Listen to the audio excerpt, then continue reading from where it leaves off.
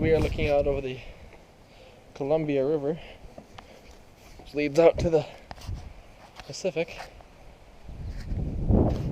In World War II, when we were after Pearl Harbor, when we were watching for the Japanese, they had these big forts here, and these are some of the types of guns they would have here.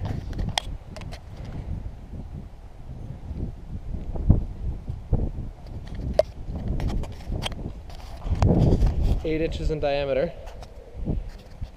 Just the recoil of the 200-pound shots that would be fired would send the hydraulics back and kick the gun behind this wall out of view of the enemy, so that every time they shot and every time they would reload, it would be behind the safety of this concrete wall that's looking over the Columbia River.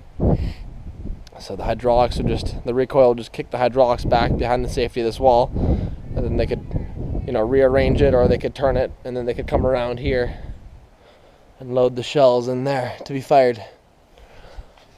Also out in the bay, they had mines for submarines that would come by. They had about 400 of them. They had cannons along the wall. They had all these big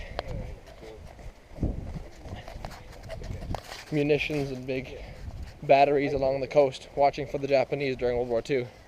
This is what they looked like in action. So yeah, a lot of history here.